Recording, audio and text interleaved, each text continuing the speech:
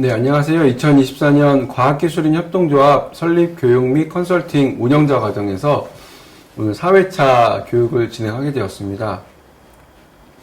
오늘 교육의 제목은 미래를 설계하는 전략의 지도, 과학기술을 위한 경영 나침판입니다. 좀 제목이 길긴 한데 그 사업 전략에 대해서 얘기를 좀 해보려고 합니다. 오늘은 사업 전략에 대해서 얘기하는 시간입니다. 지난 차수에는 공공시장, 마케팅, 신사업 이렇게 다양한 주제로 저희가 얘기를 해왔었는데 마지막으로 전략에 대해서 얘기를 해보도록 하겠습니다. 오늘 얘기할 내용은 전략의 본질과 중요성, 경영에서 전략의 위치와 역할, 다양한 전략 유형을 소개해드리고 실용적인 전략 수립 방법에 대해서 말씀을 드리고 실제 사례를 소개하는 것으로 마무리하고자 합니다. 이제 첫 번째 파트로 전략의 본질과 중요성에 대해서 좀 얘기를 해보겠습니다. 전략이란 말은 한 번쯤은 다 들어보셨고 아마 무의식 중에라도 쓰실 기회가 있을 거라고 생각이 들고요. 우리한테 어색한 단어는 아니죠. 전략이라는 말이. 근데 전략이 무엇인지를 정의나 아니면 의미에 대해서 깊게 생각해 보진 않았을 것 같아요. 우리가 흔히 그렇듯이 사랑이라는 말을 매일 반복해서 쓰고 있지만 그 의미나 깊이에 대해서는 흔히 넘어가는 경우가 많은 것처럼 이 전략이라는 단어도 비슷하다고 저는 생각이 듭니다. 이제 여러 가지 자료들을 찾아보니까 전략이란 장기적 목표를 달성하기 위한 포괄적인 행동 계획 이렇게 나오더라고요. 많은 정의가 그렇듯이 정의 안에는 굉장히 다양한 요소를 응축해서 표현을 하잖아요.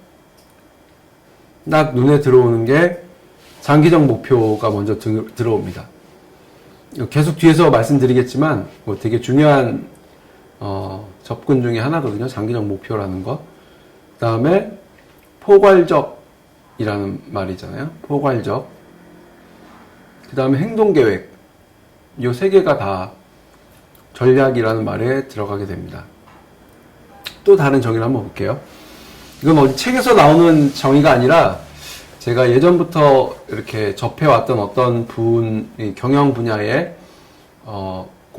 이제 실무와 이론이 풍부하신 분의 얘기를 들었는데 그 정의가 계속 머릿속에 남아있더라고요. 제가 이렇게 외우거나 메모를 한 게 아닌데 전략이란 장단기 목표 달성을 위한 이니셔티브의 조합이다 라는 얘기를 하셨거든요. 이분 이제 컨설팅 회사 쪽에서 많이 있으셔서 컨설팅은 대부분 이제 전략 컨설팅이거든요. 맥킨지나 아니면 보스턴 컨설팅 그룹 이런 데 보면 굉장히 유명한 컨설팅 회사들이잖아요. 근데 대부분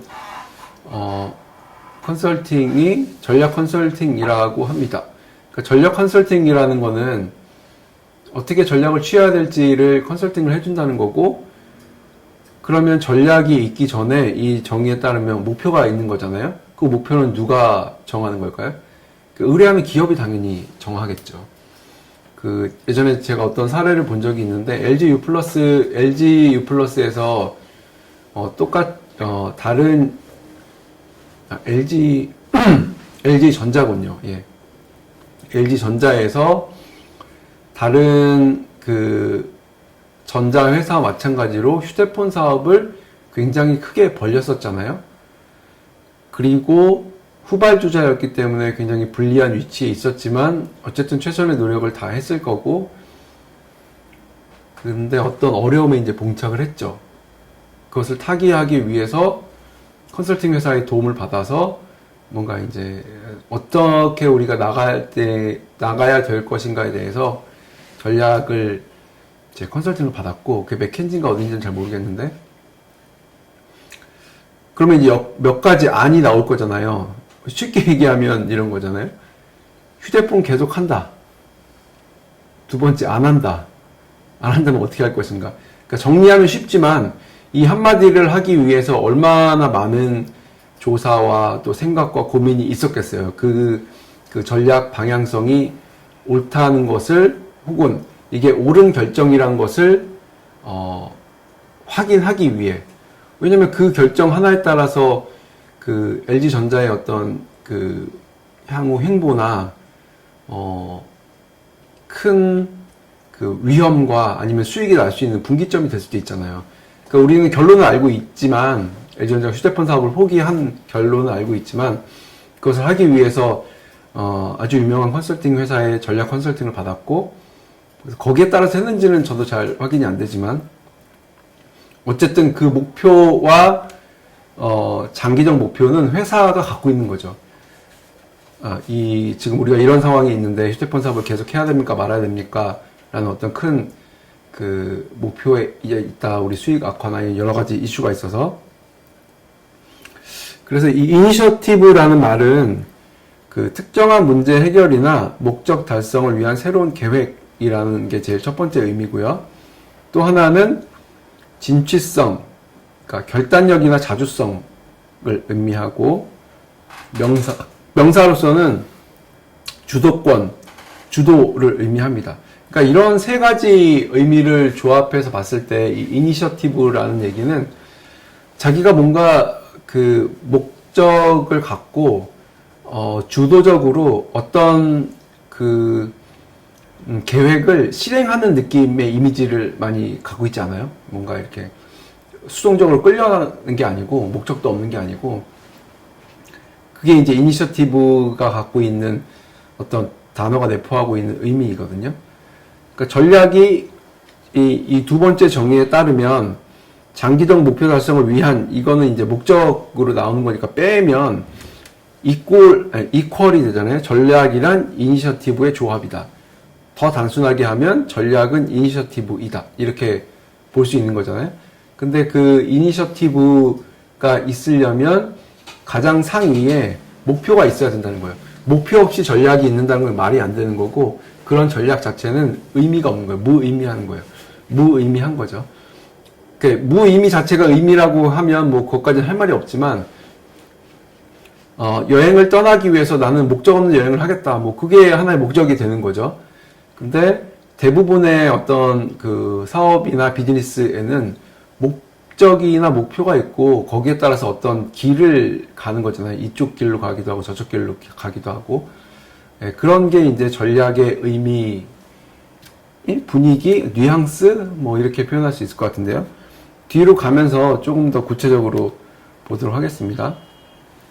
그러니까 이 전략이라는 말에는 목표, 선택과 집중, 그 다음에 자원 배분, 경쟁 우위, 장기적 관점, 이런 내용들이 다 포함이 되어 있는, 의미가 들어있는 말이라고 보시면 될 것 같아요. 왜냐하면 하나의 전략을 선택한다는 거는 다른 전략을 포기하는 거고, 다른 전략을 포기하고 이 전략을 선택한다는 거는 거기에 사람과 시간과 에너지와 우리 회사의 어떤 모든 것을 집중한다는 거잖아요. 그렇게 되면 우리가 여기에 경쟁 우위가 있기 때문에 그런 선택을 하는 걸 거고, 비즈니스의 세계에 있어서 일반적으로 자기가 경쟁 우위도 없는데 여기 들어가면 뻔히 다른데 치이고 성과도 안 날 게 뻔한데 거기에 시간과 노력을 들이진 않잖아요. 일반적으로는요. 그렇게 보시면 될 것 같습니다. 전략의 유래는 어디서 나왔을까요? 네, 이미 눈치채신 분도 있겠지만 그 전쟁에서 나왔습니다. 전쟁. 그래서 어원은 그 밑에 이제 히브리어, 이게 라틴어인가요? 이거는 제가 못 읽겠지만 위에 스트라테고스, 그리스어에서 나왔고, 이게 이제 장군, 그 다음에 군대를 이끄는 기술, 이런 게 이제 어원에서 나왔다고 합니다. 그러니까 그 군대, 진영, 뭐 지휘하다, 이런 의미니까 군대를 이끄는 것 또는 군대를 지휘하는 기술을 의미하는 게 이제 전략의 유래입니다. 그 영어는 스트래티지인데 그 어원이 스트라테고스, 여기서 나왔고, 그건 전쟁에서 장군이 어떤 군대를 이끄는 것으로 나옵니다. 장군이 군대를 왜 이끌까요? 전쟁에서 이기려고 이끌겠죠. 전쟁에서 지려고 군대를 이끌지 않을 테니까. 그러니까 전쟁에서의 기본적인 맥락은 당연히 승리이기 때문에 이건 뭐 목적이나 목표가 너무나 분명해서 어떻게 하면 이길 수 있는가에 대한 그 해법으로 나오는 거잖아요. 뒤에 이제 명령도 나올 테지만 뭐 하깃진을 피느니 뭐 율돌목에서 뭐 어쩌고 저쩌고 뭐 다 나오는데 그 나오는 것의 궁극적인 목적은 전쟁이라는 어떤 이 맥락 속에 이 전략이라는 게 있으니까 승리라고 볼 수 있는 거죠. 승리라고. 이기는 것. 그 다음에 역사적 맥락으로 보면 이제 고대 아테네에서는 그 10명의 스트라테고스를 선출한다고 합니다. 그러니까 장군을 선출을 한다는 의미겠죠. 위에 어원에서 보면. 그러니까 이 사람들은 군사 지도자이니까 장군이 될 거고, 장군이 이제 행정관으로서의 역할을 담당했다고 합니다. 근데 이제 시간이 지나면서 이제 순수하게 군사 지휘관에서 뭐 우리나라도 그런 민주화 역사가 있지만 군인들이 정치나 경제적인 어떤 상황까지 가는 경우가 우리나라뿐만이 아니고 다른 나라에서도 많이 있었잖아요. 어떤 국가들에서 그런 역사를 보면. 그래서 이제 의미가 확장됩니다. 이 전략이라는 그 역사적 맥락이 전쟁에서 시작했지만 그 내용이 다른 일반 사회의 다른 영역까지 의미가 확장돼서 가는 것을 볼 수가 있습니다.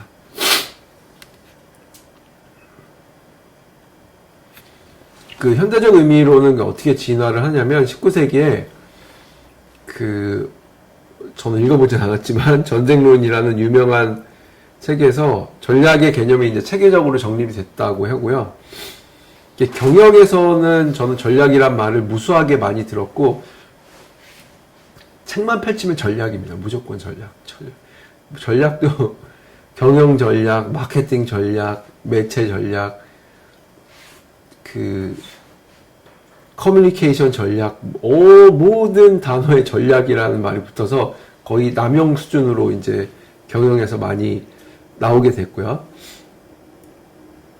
그 1960년대부터 이제 기업 전략의 개념이 본격적으로 발전하기 시작했는데 이런 사람들이 중요한 역할을 담당했다. 그러니까 이 시대까지도 제 생각에는 그 기업도 전쟁으로 본 거예요.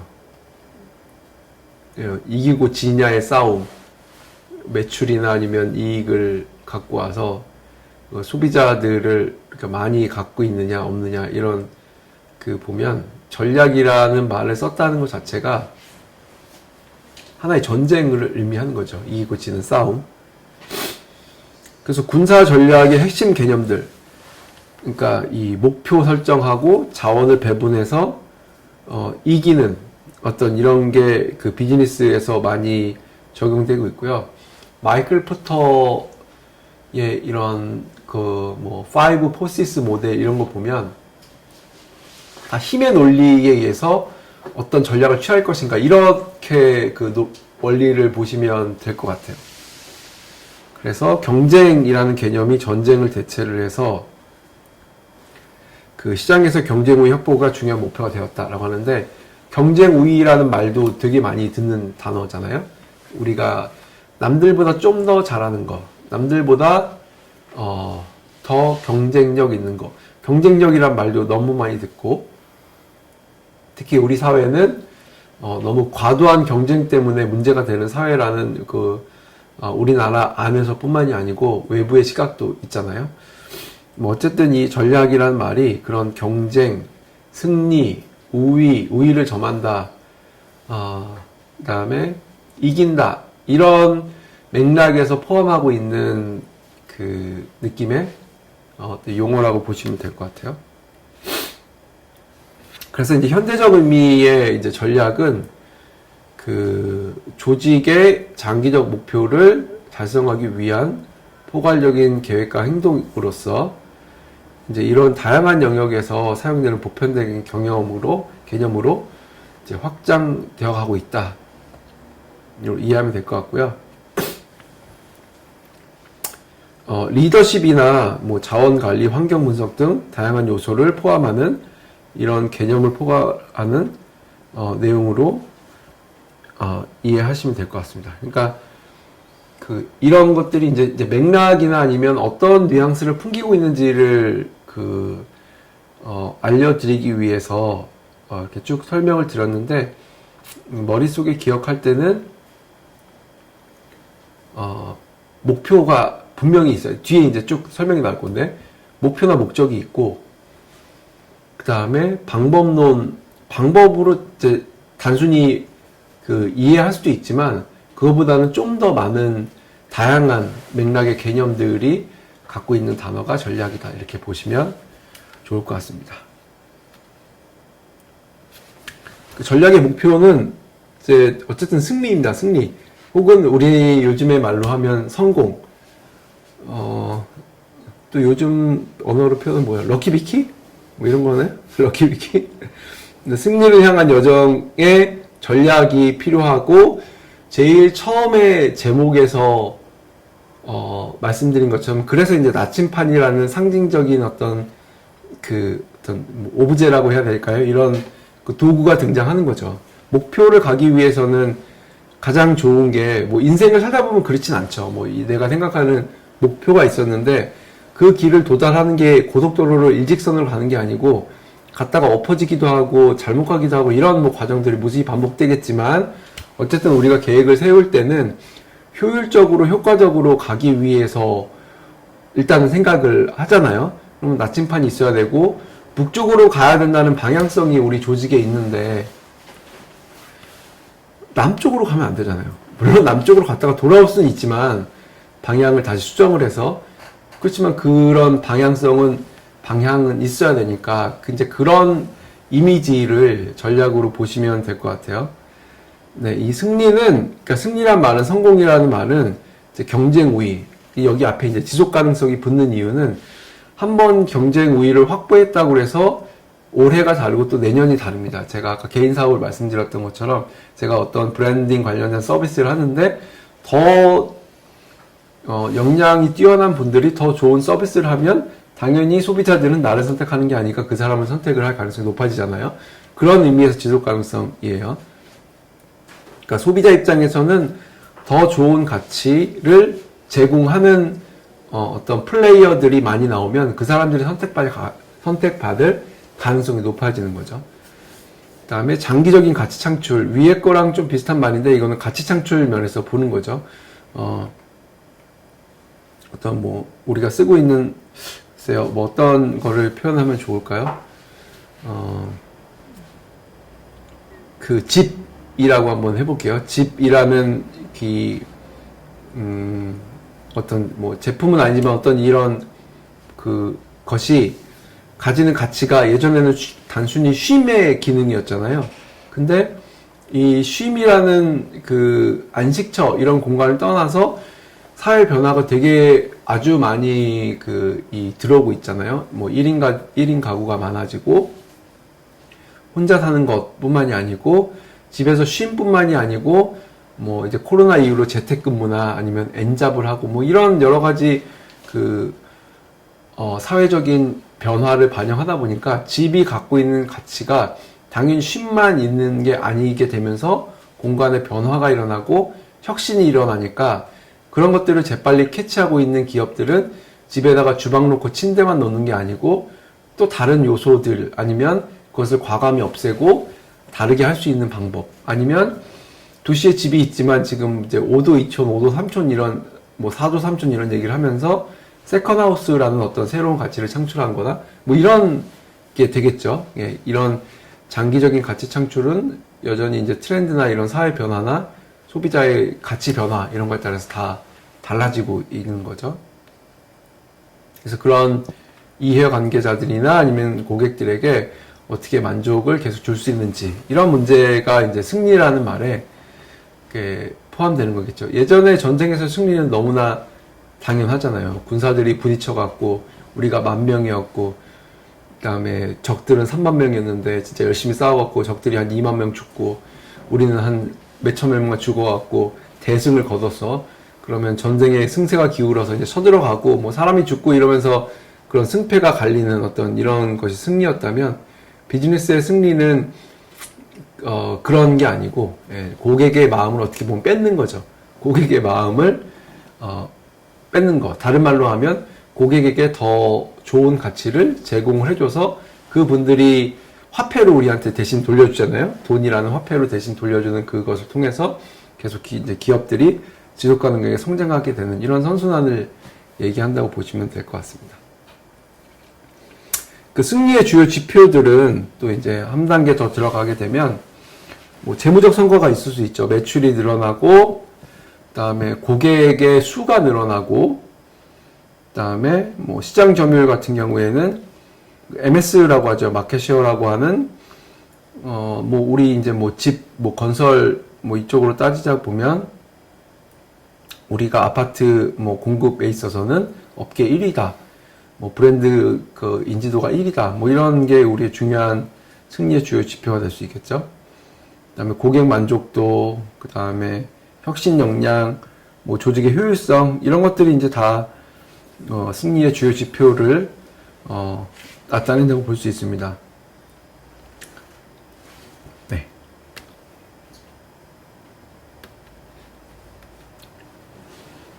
지속 가능한 승리는 이제 단기적 성과하고 장기적 비전하고 이제 균형을 이루어야 되는데 이게 좀 쉬운 게 아닌 것 같습니다. 실제로 이제 기업을 운영하시는 우리 협동조합 운영진께서는 많이 공감하시겠지만 장기적으로는 우리가 이런 사회적 가치를 창출을 해야 된다고 마음속에서는 다 동의를 하고 머리에는 동의를 해요. 근데 당장 이번 달에 나갈 급여가 몇 천만 원이 빵꾸가 났어. 이렇게 되면 우리의 마음속에는 뭐 요동을 치는 거죠. 아, 그거 말고 이거 좀 더 싸게 그냥 어떻게 해서라도 매출을 하고 프로모션 좀 때려갖고 할인 지금 빨리 쳐갖고 1+1에서 매출을 좀 높이자. 이것도 하나의 전략이에요. 단기 전략이죠. 단기적 성과를. 근데 이게 이제 장기적 성과에 영향을 미치는 거죠. 그렇게 되면 그게 이어지면 소비자들은 얘네 세일하네? 그러면 다음에는 세일할 때까지 기다리거나 얘네는 보면 편의점에 보면 항상 1+1을 했어. 그러면 소비자들이 얘네는 1+1 하는 브랜드로 인식을 해서 브랜드 가치를 제대로 안 쳐주죠. 예. 그러면 우리의 브랜드 가치가 하락하게 되고 이게 이제 맞물리게 되는 거죠. 그러니까 기업 경영의 실제와 실제로 이렇게 하는 거는 정말 어려운 일이라고 생각이 듭니다. 그 각각에 맞는 타이밍에 어떤 전략을 쓸지 뭐 이런 것들은 참 너무 어려운 얘기죠. 뭐 우리 이순신 장군님을 통해서 그런 사례를 보긴 하겠지만 그렇다고 모든 사람이 이순신이 아닌 것처럼 참 고민 속에서 이런 적절한 균형을 유지하면서 간다는 아주 원론적인 답변밖에는 지금 할 수가 없지만, 네. 그래서 전략은 승리 혹은 이제 비즈니스의 승리 이제 다른 식으로 제가 표현을 했잖아요. 이런 승리를 위한 체계적이고 지속적인 노력이다. 이렇게 좀 정리를 해볼 수 있을 것 같아요. 그리고 환경 변화나 아니면 이런 시대 변화에 따라서 전략은 이렇게 유연하게 이제 바뀔 수 있는 거거든요. 네. 그래야만 하고 황석영 작가님이 챗GPT를 통해서 글쓰기에 좀 서포트를 받고 계시잖아요. 그 글쓰기의 본질은 아마 갖고 계시죠. 그분이 갖고 있는 생각, 가치관, 세계관 이런 것들은 더 진화하고 할 수 있겠지만 그 글 쓰는 방법, 독자를 만나는 방법, 글을 쓰는 방법 이런 것들은 당연히 변화를 해야 되고 변화할 수 있고 그러니까 전략도 이제 그런 관점에서 볼 수가 있을 것 같습니다. 예. 좀 서로 소통이 되면 좋은데 혼자 얘기하니까 좀 심심하긴 하네요. 그래서 전략의 중요성은 이제 방향성, 나침판의 역할을 하게 되고요. 그다음에 자원을 효율적으로 배분하게 된다. 그러니까 이 말은 아까 그 선택과 집중이나 이런 것들로 표현했던 것처럼 어떤 전략을 선택을 하게 되면 거기에 자원이 이제 몰릴 수밖에 없기 때문에 우리가 갖고 있는 자원을 좀 그나마 좀 나름 효율적으로 쓰기 위해서는 자원은 이제 적절하게 전략을 잘 선택을 해야 된다라는 거죠. 아까 LG전자를 말씀드렸지만 휴대폰을 개발해서 그 삼성하고 뭐 애플하고 이렇게 중국 업체들하고 경쟁하는데 얼마나 그 경쟁이 치열하겠어요. 근데 거기에 계속 제품 개발하고 마케팅하고 프로모션 하는데 조 단위의 그 자원이 투여되고 있는데 지금 경쟁 우위가 막 될까 말까 하는 뭐 어떨 때는 1등을 하기도 하고 뭐 그랬었지만 계속 이 경쟁이 치열하다 보니까 어느 정도 이제 결정해야 될 시점이 온 거잖아요. 여기에 계속 투여를 해서 우리가 이 길을 계속 갈 것인가. 그러니까 결론적으로 얘기하면 우리는 결과를 알고 있지만 포기를 했잖아요. 그러면 우리가 이제 그 동안에 쌓아온 어떤 자원들을 뭐 이제 다른 가전 사업 뭐 이렇게 이제 돌려서 거기에서 그럼 우리가 더 열심히 해보자, 성과를 내보자 이렇게 가는 거잖아요. 지금 LG전자는 사실 아시겠지만 뭐 백색 가전에 있어서는 누구나 인정하는 브랜드로 성장해 나가고 있고 뭐 시그니처라는 모델이나 아니면 그 최근에 했던 매일경제에서 나온 그 유튜브 영상을 보니까 LG 가전 자체가 미국의 라이프 스타일을 바꿨다라는 주제로 이렇게 나오는 얘기를 봤거든요. 그러니까 그 얘기는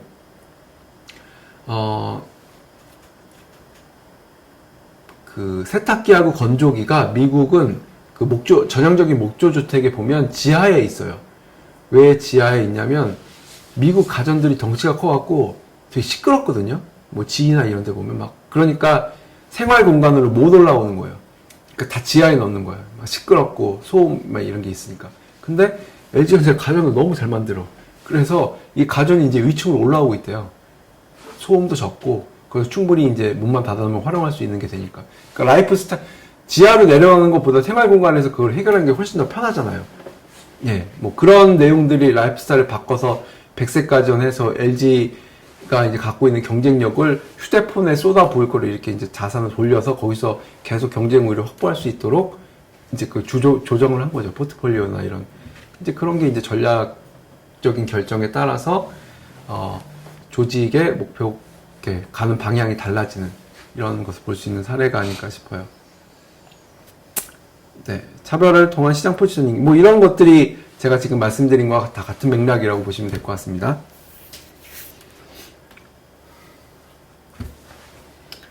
이번 준비하면서 좀 저도 재밌게 하려고 막 명량 이런 것도 갖고 오고 그랬습니다. 전략의 아이콘. 전략하면 저는 이순신 장군님이 꼭 떠오르고요. 네, 여기 이제 명량이라는 이 김한민 감독님의 이 영화는 저는 한 3번 봤나? 그런 것 같고요. 그, 떠오르는 대사들이 있지 않으세요? 신에게는 아직 12척의 배가 있사옵니다. 네.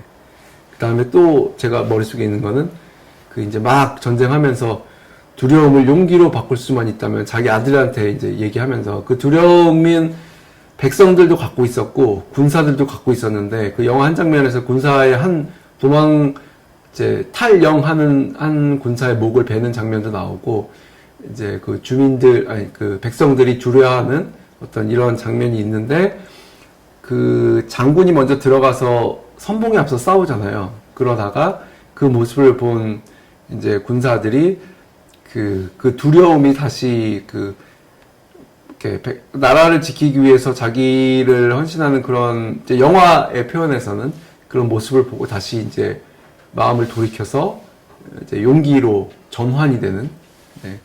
살고자 하는 자는 죽을 것이요 죽기로 각오하면 살 것이다. 네.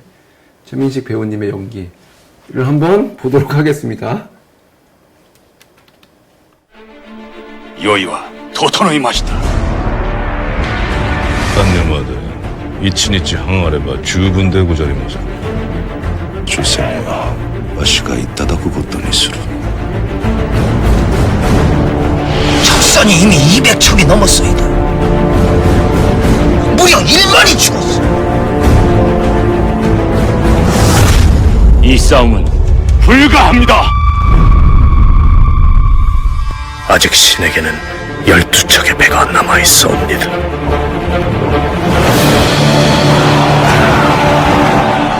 만일 그 두려움을 용기로 바꿀 수만 있다면 말이다.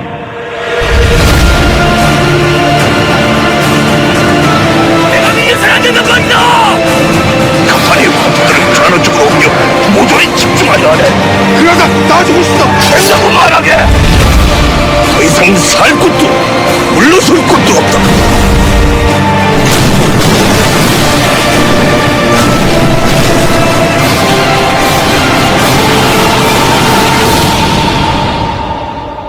전군 출정하라.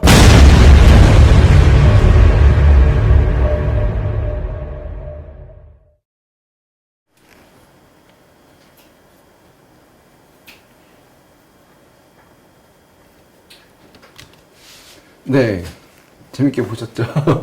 뭐 1분 30초지만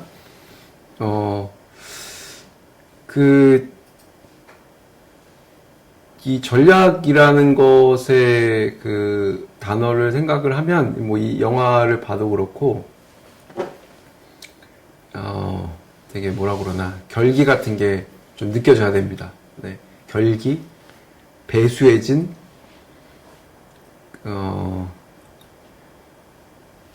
죽기로 각오하면 살 것이다. 이런 느낌이요. 전략이 무슨 멋있는 말이 아니에요. 멋있는 말이라기보다는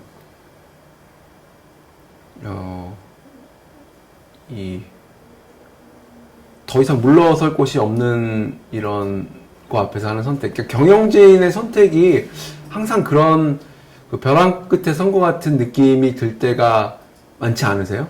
제가 컨설팅 때문에 이렇게 전화를 드려보면 지금 휴업 상태입니다. 예, 그런 얘기도 많이 하시고 지금 다 조합원이 떠나고 이제 저 혼자만 남았습니다. 뭐 이렇게 얘기하시는 분도 있고 뭘 어떻게 해야 될지 모르겠습니다. 뭐 다 이런 다는 아니겠지만 그러니까 많은 경우 어려움을 많이 겪고 계세요. 그랬을 때 우리가 선택할 수 있는 거는 이제 전열을 재정비하고 어떤 선택을 할 것인가에 대한 거죠. 포기하는 것도 방법 중에 하나입니다. 포기 자체가 나쁜 건 아니니까 포기할 수도 있고, 근데 그렇지 못할 경우 도저히 포기가 안 되고 뭐 경영이 됐던 어떤 선택을 계속 이어가야 된다면 거기에서 이제 필요한 게 어떤 그러니까 전략적 선택, 또 이제 전략이란 말이 들어갔지만 의도가 굉장히 들어가고 의지와 주도성과 열정이 들어간 어떤 선택을 전략이라고 한다 그러면 이제 그런 의미의 이제가 이 전략이란 뉘앙스 안에 다 포함되어 있다고 보여지고요. 이제 여기 보면 최종 병기활 김한민 감독이라고 되어 있는데 저는 최종 병기활을 좀 거짓말 조금 보태고 한 100번은 본 것 같아요. 거짓말 조금 보태서 여기도 이제 전략이란 말을 쓰기에 굉장히 좋은 영화인 것 같긴 한데, 네, 나중에 한번 시간 되시면 보시면 좋을 것 같고요. 그래서 이런 배경에는 그 열악한 어떤 상황, 13척 대 133척, 저기에는 200척이라고 나온 것 같고, 영화 나온 것 같은데, 근데 이런 열악한 상황, 뭐 다 등을 돌리고 백의종군을 한 상황이어서 사기는 떨어져 있고, 이런 모든 열악한 상황들이 집중된 상태에서 근데 이 나라를 구하겠다는 어떤 아니면 자기의 임무를 다하겠다는 장군님의 생각에는 뭐 여러 가지가 다 있었겠죠. 포기가 안 되는 이런 상태에서 반드시 승리해야 된다는 어떤 이 목적이 있었던 거죠. 반드시 승리해야 된다. 여기에서 무너지면 조선은 망할 것이다고 하는 어떤 긴박함, 뭐 절실함, 막 이런 것들이 포함된 있는 상태에서 사력을 다해서 뭔가 나온 게 전략인 거지, 뭐 이렇게 좀, 그냥 좀 나쁘게 표현을 해서 이렇게 뭐 한테 끄적여갖고 뭐 이렇게 하면 되지, 이런 느낌이 아니라는 거예요. 전략이라는 어원과 단어라는 게. 예, 그래서 영화 보면 이제 울돌목에 가서 이렇게 그런 것도 다 어떻게 보면 시장조사죠.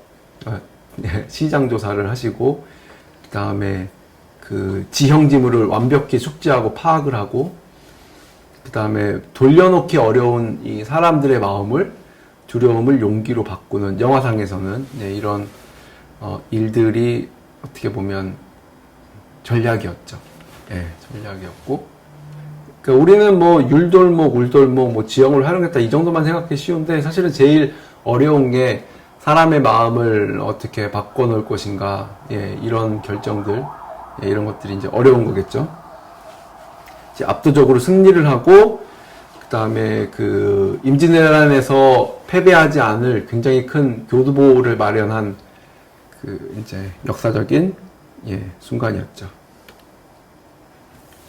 자, 두 번째 내용은 한산 운명을 바꿀 압도적 승리입니다.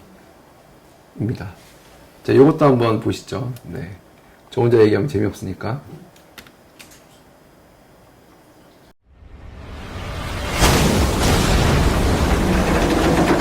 세조한 무료 북할세 쇼가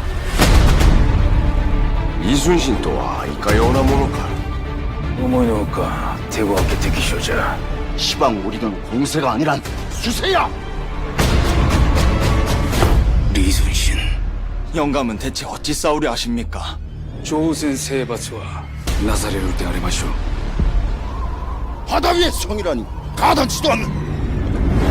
されど気がかりなのは左兵が見てきたという核欲の陣かと。 진정 하객진이 답이 될 수 있습니까? 전군 출정하라.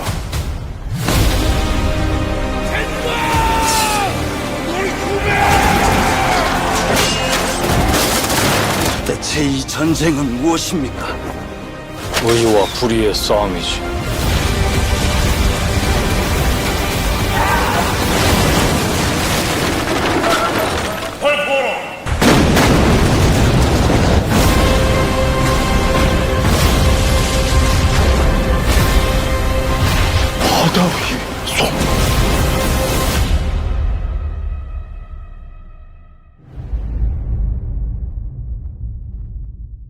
이것도 이제 마찬가지로 그러니까 영상에서 나온 그러니까 제가 아까 그 명량에서 보여드린 것처럼 이렇게 이제 뒤에 바로 설명을 드리는 게 낫겠네요. 한산대첩 이야기고요. 그 약점을 강점으로 전환한 전략의 승리라고 이렇게 좀 표현을 해봤습니다. 이게 이제 1592년 8월 14일의 일이었고요. 너무나 우리가 잘 아는 한산도 앞바다에서 조선 수군 56척과 일본 수군 73척이 이제 상황이었습니다. 근데 우리가 갖고 있는 약점은 수적으로 지금 밀리고 있고 그 아까 그 명량에 비하면 수적으로 괜찮아 보이지만 이런 그 전쟁에 있어서는 한두 척도 귀하잖아요. 그 하나하나가 그러니까 수적 열세도 굉장히 있었고 그 화력도 부족했고 그다음에 전투 경험도 많이 부족했던 상태였던 것 같습니다. 근데 여기에서 그 우리가 이제 그 유명한 하객진을 펼쳐라가 이제 나오는 거거든요.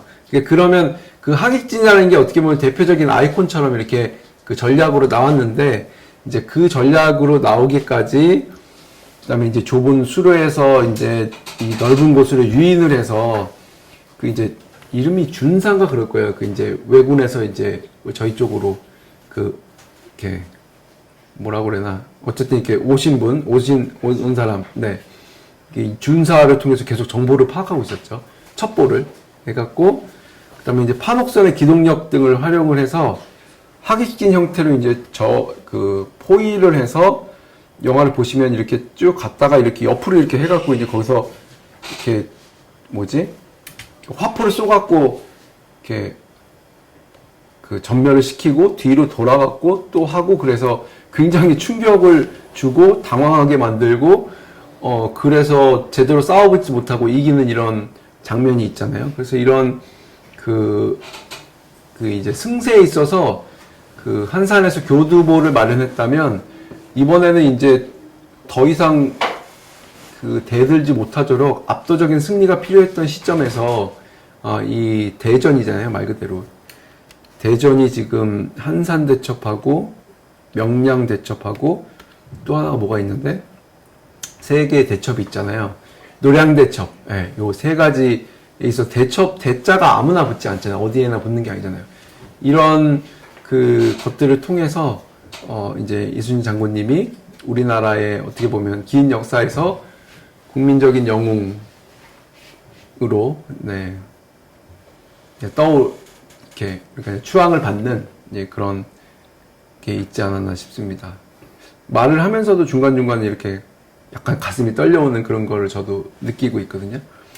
근데 그런 걸 느끼는 거는 그만큼 절박하고 자기의 목숨을 걸고 했던 어떤 이런, 글쎄요, 뭐 저는 이런 경험은 없지만 누구나 살면서 뭐 저 정도 나이나 아니면 기업을 운영하시는 뭐 대표님들이나 아니면 임직원분들 아니면 직원분들은 다들 그런 경험이 있으시지 않으세요?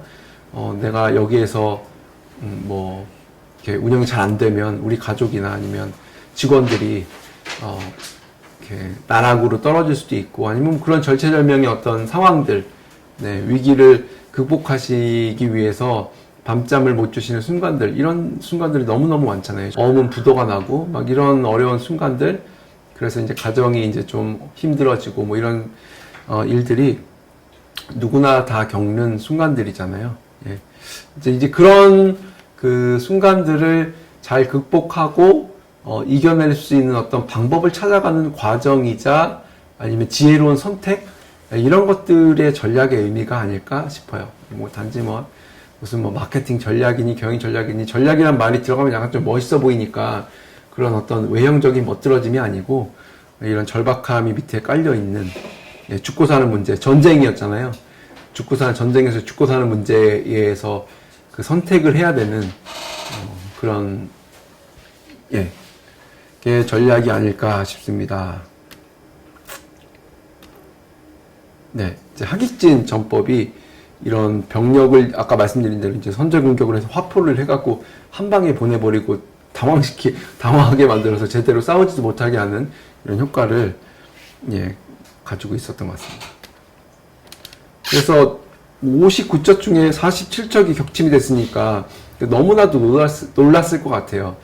아, 더 이상 여기서 까불면 안 되겠구나 라고 하는 메시지를 분명히 줬을 것 같고요. 그래서 이런 그 열세를 극복하고 우리가 임진왜란에서 이제 거기서 그것 때문에 조선이 망하지 않고 어떻게 다시 이제 위기를 극복할 수 있는 그런 역사적인 순간이 되지 않았나 싶습니다. 예, 두 번째. 처음에 이제 전략이 어떤 건지에 대해서 쭉 제가 주저리 한번 떠들어 봤고요. 이제 그러면 경영에서 전략의 위치와 역할에 대해서 한번 살펴보도록 하겠습니다.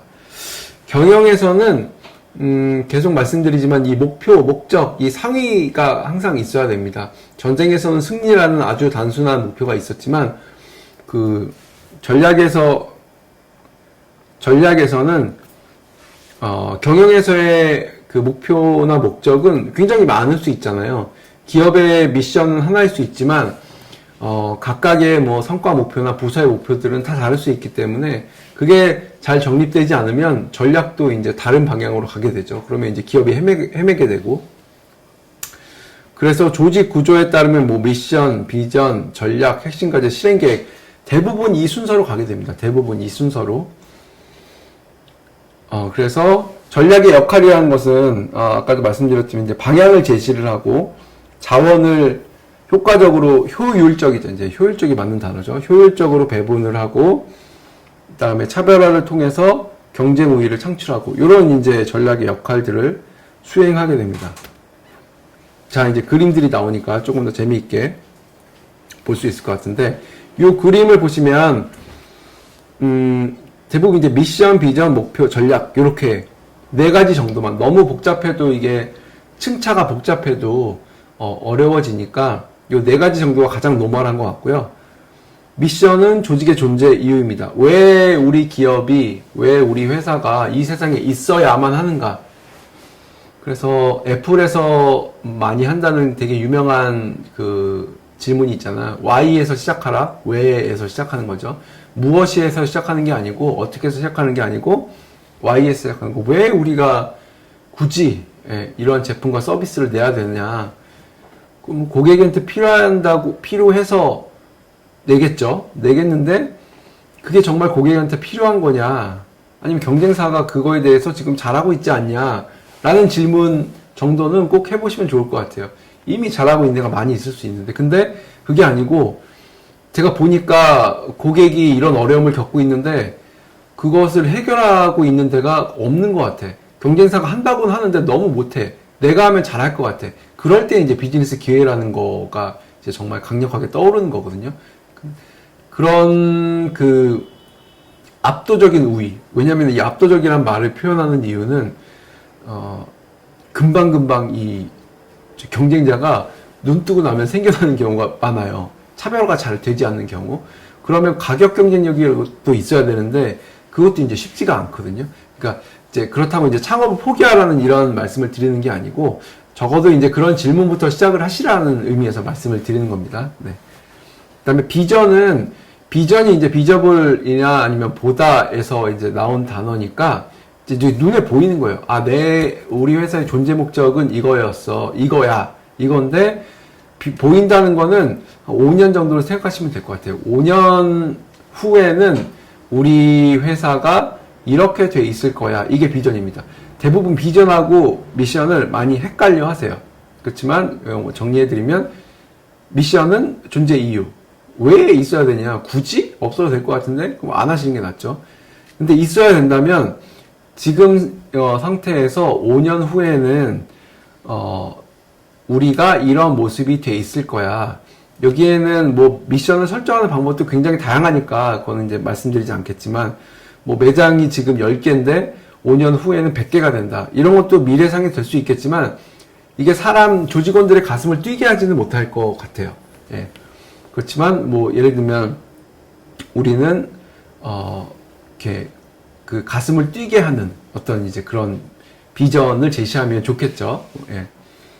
그다음에 목표는 그 비전에 따라서 한 3년 정도 장기, 뭐 단기, 로드맵 이런 게 수립될 수 있잖아요. 그래서 구체화한 조직이 이제 바라는 주요 결과, 이게 이제 아까 그 경영 지표 같은 게 들어가는 거겠죠. 고객 만족도는 뭐 5점 중에서 몇 점이 된다든지, MS 마켓쉐어는 우리가 지금 2%인데 3년 후에는 5%가 된다든지, 뭐 이런 주요 지표들을 우리가 KPI로 설정해서 갈 수가 있겠죠. 그러면 어떻게 그걸 달성할 거냐, 어떻게 할 거냐, 이렇게 경쟁이 치열하고 소비자들의 기호는 이렇게 막 바뀌고 있는데, 이런 절체절명의 상황에서 어떻게 갈 것인가 라는 게 이제 전략으로서 스트래티지가 있는 겁니다. 네, 이해하셨죠? 네. 좀 더 단순하게, 이거는 이제 어떤 이런 제 인터넷 서치를 하다가 발견해냈는데, 요거는 두 개, 그러니까 목적하고 전략하고 일하는 방식, 요렇게 이제 지금 좀 다른 방식으로 나타냈잖아요. 이것도 되게 직관적이라고 생각돼서 이제 갖고 온 거예요. 위하고는 좀 다르지만, 이제 목적은 아까 말씀드린다고 이제 미션하고 비전을 약간 섞어놓은 것 같은 좀 더 단순한 형태라면, 그것을 행하기 위한 이제 방법론으로서 이제 전략이 있는 거고요. 그 다음에 일하는 방식은 이제 가치 같은 거예요. 문화 같은 거. 사실 이제 명문화하기 어려운 거. 예를 들면 일하는 방식이나 외에는 이런 거예요. 뭐 자율성, 그 다음에 뭐 민주성, 아니면 뭐 뭐라고 하지, 뭐 다음에 다양성, 뭐 이런 거 존중한다. 사실 이게 그게 뭐야 그러면 사실 말하기가 좀 정의하기도 어렵고, 그게 뭐냐 이런 것들을 이제 하는 게 일하는 방식이거든요. 뭐 투명성, 그 다음에 뭐 성실성, 이런 것들이 이제 일하는 방식 외의 기업 문화나 경영 원칙 이런 데서 이제 발현되는 거고, 그런 태도와 가치관을 갖고 이런 전략을 가서 목적을 향해 간다. 이게 이제 어떻게 보면 이렇게 표현된 거예요. 이건 제가 지금 방금 다 설명을 드렸네요. 넘어갈게요. 사례를 한번 좀 보겠습니다. 이제 뭐 이게 특정 기업을 홍보하려고 하는 건 아니고 그냥 검색을 하다 보니까 나와 있는 사례가 몇 개 있어서 가져왔고요. 이게 이제 일반적으로 우리가 이런 걸 비전하우스라고 많이 불렀어요. 요즘에는 이렇게 하는 데도 있고 또 그렇게 하지 않는 경우도 많이 있는 것 같아요. 뭐 넷플릭스나 아니면 구글이나 이런 데를 보면 되게 단순하게 기업의 자신의 추구하는 것들을 표현하고 있는 것도 볼 수가 있거든요. 그래서 반드시 이런 식으로 해야 된다라는 건 아니지만, 오늘은 이제 전략을 설명드리기 위해서 전략이 기업 운영에서 어떤 위치를 갖고 있는지에 대해서 말씀드리려고 갖고 왔고요. 지금 하나금융 같은 경우에는 함께 성장하며 행복을 나누는 금융이라는 미션을 갖고 2030년 비전으로 하나로 연결된 모두의 보험라는 어떤 슬로건 비슷하게 이제 비전을 좀 제시하신 것 같아요. 그래서 전략 목표가 이렇게 지금 부스트 2030이라고 해서 뭐 이렇게 영어로 이렇게 표현을 좀 하셨습니다. 그래서 이제 부스트라는 거 라고 이제 뭔가 추동을 하고 뭔가 이렇게 이렇게 힘차게 나아가는 그런 느낌을 갖고 있으니까 이제 그런 단어로 자신의 전략을 이제 표현을 하신 것 같아요. 기억하기 쉽게 조직원들이. 그래서 그 밑으로 내려가면 어떻게 보면 실행 과제, 예, 뭐 과제 이런 게 되겠죠. 예. 요거 이제 공공기관에서는 되게 많이 합니다. 예. 전략과 미션, 비전 설정하는 게 수원문화재단을 찾아보니까 있어 갖고 왔는데요. 맨 위에 보면 경영 목표가 있고 목표 밑에 전략이 있고 그 다음에 이제 과제가 있고 이런 순서로 이제 돼 있습니다. 제 생각에는 여기 전략, 목표, 전략, 과제라는 말 자체가 조금 이제 전략이란 말을 너무 이렇게 좀 헷갈리게 쓰신 게 아닌가 저 개인적으로 좀 생각이 들어요. 맨 위에 게 전략 목표라고 그러면 위에는 경영 목표는 뭐고 또 밑에는 전략 목표는 뭐예요? 전략 목표가 있으면 그러면 밑에는 또 목표를 위한 실행이 있어야 되는데 그렇게 하기보다는 위에 그냥 목표가 있고 그 다음에 전략이 있고 그 다음에 과제가 있고 이런 게 훨씬 더 좀 단순한 표현인 것 같다는 생각이 드는데 뭐 어쨌든 네. 그 다음에 요 사례는 지금 어떤 좀 작은 기업 같은데요. 위에 보면 왼쪽에 뭐 사명이 있잖아요. 이게 이제 미션 같은 거죠. 진심을 담은 상품으로 달콤한 만족을 주는 요것만 보면 뭐 하는 데인지는 잘 모르겠어요. 그 다음에 2025년 비전은 달콤한 고래들 비즈니스 패러다임을 바꾸다 라고 하셨고 그 다음에 비전에 따른 목표가 뭐 매출 관점, 직원 관점, 그 다음에 MS 관점, 뭐 만족도, 선호도 관점, 뭐 해외 지사 설립 이런 나름대로 어쨌든 비전 목표를 세우신 거죠. 그래서 핵심 가치가 아까 이제 그 웨이에 관련된 거예요. 웨이에 관련된 거, 일하는 방식, 태도, 뭐 문화 이런 거 관리고. 그다음에 핵심 역량. 그러면 우리 직원들은 300명이 이런 능력을 가져야 된다. 이렇게 이제 했잖아요. 그러니까 제가 여기서 이제 이 기업을 뭐라고 하는 게 아니고 문제 의식은 전략이 없다는 거예요. 전략이. 예, 전략이 없어요. 이거 어떻게 할 건데?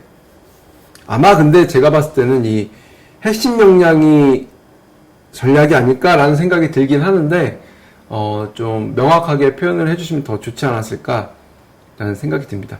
아예 이런 게 없는 데도 있는데 이렇게 아주 구체적인 목표와 방법론을 갖고 하시는 것 자체는 뭐 굉장히 잘 하시는 것 같은데 이 표현 자체에 있어서도 지금 저희가 설명드린 이 전략의 관점에서 보면 어떻게 그러면 이 그 비전과 사명을 그 다음에 비전 목표를 달성할 것인가에 대해서 전략을 명확히 하시는 것도 좋다고 생각이 듭니다. 네, 그러면 너무 급하게 달려왔는데 잠깐 쉬었다가 두 번째 시간 계속 이어가도록 하겠습니다. 네, 잠깐 치겠습니다. 네, 두 번째 시간에는 다양한 전략 유형과 또 사례를 좀 살펴보도록 하겠습니다. 아까 이제 전략이란 말이 굉장히 많이 쓰이고 있다 그래서 이제 좀 헷갈릴 정도가 되고 있는데, 경영에서 쓰고 있는 다양한 전략을 좀 제가 분류를 해봤습니다. 그래서, 이것들이 어떻게 사용되고 있는지를 보도록 하겠습니다. 첫 번째, 기업 전략입니다. Corporate Strategy는 기업 전체의 방향성하고 사업 포트폴리오를 결정할 때 이제 쓰는 말입니다. 이거는 주요한 사례로는 뭐 다각화를 한다거나 인수합병을 한다거나 구조조정을 한다거나 이런 포트폴리오를 결정을 할 때 기업 전략이란 말을 사용을 하게 되고요. 사업 전략은 비즈니스 스트래티지인데 요거는 이제 특정 어떤 사업이 경쟁하는 방식을 논할 때 사업 전략이라는 말을 씁니다. 그래서 원가 우위 전략, 차별화 전략, 집중화 전략이 나오고요. 이거는 이제 경영학 교과서에 나오는 얘기니까 제가 또 설명을 드릴게요. 그 다음에 기능 전략은 각 기능, 그 경영에서의 다양한 그 영역이 있잖아요. 마케팅, 재무, 인사 이렇게 뭐 막 있을 텐데 각 기능 영역의 그러니까 효율성이나 아니면 효과성을 증대하기 위해서 쓰는 전략입니다. 그래서 이제 뭐 마케팅 전략이나 인사 전략 뭐 이런 내용들이 다 전략이란 말이 붙어서 나오게 되거든요. 그러니까 뭐 쓰면 안 된다는 이런 차원이 아니고 다양하게 이렇게 층차가 다양하게 전략이 쓰이고 있으니까 지금까지 쭉 얘기했던 이런 전략의 의미를 고려하시고 좀 상황에 맞게 좀 이해하시면 좋을 것 같다는 생각이 듭니다. 기업 전략 사례를 보겠습니다. 이제 BCG는 보스트 컨설팅 그룹인데 이런 매트릭스 개발한 지가 꽤 오래됐는데도 이게 이제 어디서나 만병통치약처럼 사용되는 건 아니지만 어떤 사업을 이제 바라볼 때 중요한 어떤 시사점을 줄 수 있을 때가 많아요. 그래서 활용하시면 좋을 것 같고요. 이거는 두 가지 변수입니다. 그 시장 성장률하고 그 다음에 이제 여기 이제 밑에 잘못 나온 것 같은데 점유율입니다. 그래서 이렇게 보시면 제일 중요한 게 캐시카우에서 시작을 하거든요. 캐시카우는 상대적 시장 점유율이에요. 그러니까 점유율이 높고 근데 시장 성장률은 낮아. 대표적으로 이제 제가 식품회사에 있었을 때 했던 게 이제 미원 같은 거죠. 미원 다시다. 성장률은 그리 높지는 않지만 거기서 어마어마한 그 수익원들이 발생이 돼요. 그러니까 왜냐하면 그거는 매출 원가율 자체가 낮고 규모의 경제가 실현됐기 때문에 그런 거죠. 그래서 수익이 굉장히 많이 나서 여기서 번 돈을 새로운 사업에 계속 투자할 수 있는 어떤 그 젖줄이 되는 거죠. 그래서 이제 캐시카우란 말을 쓰는 거고요. 돈줄이란 말이잖아요, 캐시카우가. 그 다음에 스타 영역은 뭐냐면, 아직 우리 점유율은 그렇게 높진 않은데, 굉장히 성장하는 분야인 거죠. 자동차로 치면 전기차 같은 게 그런 영역인 거죠. 아니면 수소차, 미래 모빌리티 관련된 차들. 여기는 현대 같은 경우에는 아직 점유율이 높진 않거나 아니면 높아가는 추세이지만 미래 성장성이 굉장히 높은 경우에 이건 이제 스타에 들어가는 거예요. 그 다음에 우리 점유율도 낮고 지금 시장도 지금 미래가 불투명해. 이런 건 이제 도그가 되는 거죠. 이제 개 같은 경우죠. 이거 어떻게 해야 될지도 모르겠고 그런 경우에는 이제 웬만하면 이제 드랍이죠. 이제 의사결정을 해서 여기에 들어가는 자원도 줄이고 그래서 드랍을 하는 경우가 있고 퀘스천 마크는 어디로 튈지 모르는 럭비공 같은 거죠. 우리의 점유율은 아직 나는데 성장률은 높아서 이거를 지금 어떻게 해야 될지 이제 그러니까 지켜보고 이제 좀 두고 있는 거 관망하면서 우리가 어떤 전략을 취할지. 예, 그래서 지금 여기 BCG 매트리스 이제 위키백과에서 나온 사례를 보면 이게 보면 relative market share라고 돼 있잖아요. 그러니까 상대적인 시장 점유율하고 그다음에 마켓 그로스가 이제 합쳐져서 지금 제가 설명드린 것 같은 이런 브랜드나 우리 내부에 있는 것들을 이제 좌표를 그려볼 수 있는 거예요. 그래서 우리의 지금 여기 보면 캐시카우에는 벤닥, 에버름, 어떤 브랜드 잘 모르겠네요. 외국 브랜드 같은데 로트란 이런 게 있고 그다음에 지금 스타 영역에는 이런 브랜드들이 있고 이렇게 되는 거잖아요. 그래서 이런 지도에 놓고 보면 어떤 전략적 결정을 하기가 이제 쉬워지는 거죠. 예, 이해가 되시죠? G 매트릭스는 좀 더 복잡합니다. 좀 더 복잡한데 좀 더 세밀하게 이제 의사결정을 도와주는 거죠. 보시면 이 두 가지 변수 축이 경쟁력, 우리가 경쟁력이 있냐 이 관점하고 시장의 매력도. 이제 매력도에는 보시면 여기 설명해 놓은 것처럼 시장 규모, 성장률, 업계 평균 이익률, 거시 환경의 영향, 진입 장벽, 그 다음에 자본 규모 이런 것들이 다 복합된 매력도 평가 시각이고요. 경쟁력은 시장 점유율, 가격 경쟁력, 기술력, 유통 시스템, 우리가 갖고 있는 어떤 경쟁의 우위의 요소들을 쭉 봤을 때 보세요. 그러면 매력도도 높고 경쟁력이 높으면 어떻게 해야겠어요? 당연히 이거는 우리 시장 계속 확장해 나가고 방어하고 이런 전략이 되는 거잖아요. 그게 맨 우측 상단에 있는 지휘 방어예요. 확장을 감당할 수 있는 정력에 이제 투자를 하고 강점을 고수해서 투자를 계속 진행하는 게. 그리고 가장 극단적인 사례가 맨 왼쪽인 거잖아요. 시장 경쟁력도 없고 매력도도 없어. 그럼 당연히 이제 투자를 철회하는 거죠. 가치가 높은 시기에 이제 매각을 하려고 할 테고 고정비용 요소를 제거를 할 테고 그 다음에 이제 나머지 사분면에 있는 것들이 이제 선택의 영역에 남아 있는 거죠. 선택적 확장을 할 수도 있고 아니면 단기 이동을 핵심 이동을 할 수도 있고 이런 9개의 매트릭스를 통해서 우리가 갖고 있는 브랜드가 많았을 때, 지금 저희 협동조합에는 뭐 그렇게 해당되지 않을 수도 있을 것 같긴 합니다. 예. 뭐 브랜드나 제품과 서비스가 뭐 10개, 뭐 20개 있어서 각각의 제품들을 관리할 때는 이런 게 굉장히 유효하겠지만, 지금 막 시작하거나 아니면 시작했는데 한 2개밖에 없다면 굳이 이렇게까지 관리 안 해도 되지만, 그래도 하나하나 이렇게 살펴볼 필요가 있잖아요. A라는 브랜드나 제품과 서비스는 많을 수도 있어요. 그 예를 들면 이제 공예하시는 협동조합들, 제가 이제 몇 군데 다녀보니까 어마어마하게 무지하게 서비스가 많은 거예요. 라탄 공예, 비누 공예, 비즈 공예, 뭐 땡땡 공예, 뭐 아로마 서비스 막 많아요. 그러면 이런 것들을 다 이렇게 할 수도 있지만, 뭐 최근에 어떤 제가 협동조합 가서 컨설팅 할 때는 우리가 이렇게 제품과 서비스를 늘리지 말고 지금 이제 고령화 시대에 진입을 했고 노인들 대상으로 한 공예 서비스에 집중을 해보자 그러면 거기에 맞게 특화된 서비스들을 추릴 수가 있고 집중을 할 수가 있잖아요. 그렇게 이제 전략적 선택을 할 수가 있는 거죠. 네. 뭐 그럴 때에는 우리가 규모가 크지 않더라도 충분히 이런 것들을 활용할 수 있는 기회가 되는 거죠. 이제 이해하시겠죠? 한번 해보세요. 자, 그 다음에 이제 5 forces 모델 같은 경우에는 우리가 시장에서 활동하는데 5가지 힘이 힘 간의 알력이라고 해야 되나? 이렇게 경쟁을 한다는 거예요. 그게 잠재적 진입자, 그 다음에 기존 경쟁자부터 시작을 해야겠네요. 기존 경쟁자가 있고, 구매자, 공급자, 대체제, 잠재적 진입자, 이런 각각의 힘들이 작용을 하면서 이 산업 구조가 어떻게 지금 바뀔 것인가, 아니면 변화할 것인가에 대해서 예측을 하고, 그 다음에 통제하고자 하는 게 이제 기업 전략의 사례인 거죠. 사실 이제 이런 거 같은 경우에는 뭐 조선업이라든가 아니면 자동차 산업이라든가 이런 것들을 거시적으로 놓고 할 때는 굉장히 유용한 도구가 되겠죠. 기존에 이제 내연기관 차가 있는데 전기차, 수소차가 들어오고, 그 다음에 구매자들은 뭐 그쪽으로 옮겨가는 것 같기도 하다가 갑자기 막 전기차가 불나고 하니까 다시 뭐 하이브리드로 갔다가 막 이런 복잡한 요소들이 있을 거 아니에요.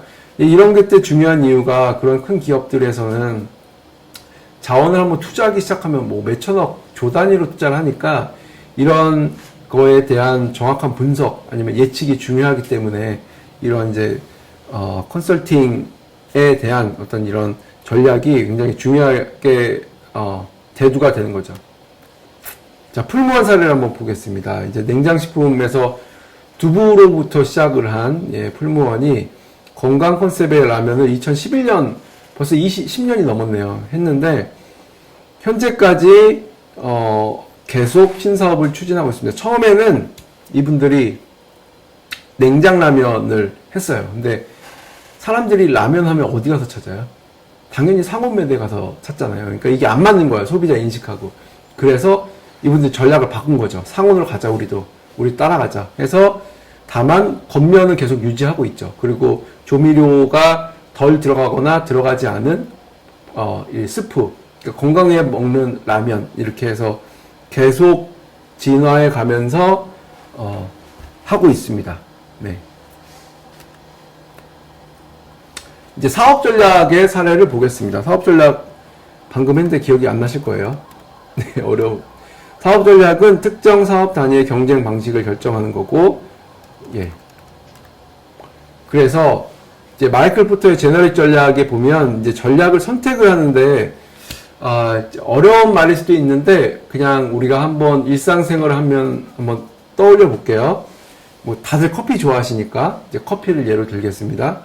어떤 커피를 드시겠습니까? 어떤 커피를 드실래요? 하면 떠오르는 브랜드가 있을 거잖아요.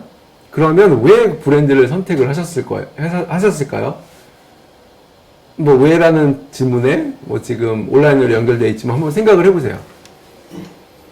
그러면 그 브랜드를 선택을 한 이면에는 각 기업이 그렇게 선택을 받도록 한 전략을 실행을 했다는 의미고, 크게 나누면 두 가지로 나눠져요. 아주 크게 나누면. 하나는 싼 거, 하나는 차별화된 거. 이 두 개예요. 정말 단순하게 나누면. 똑같은 거면 싼 거.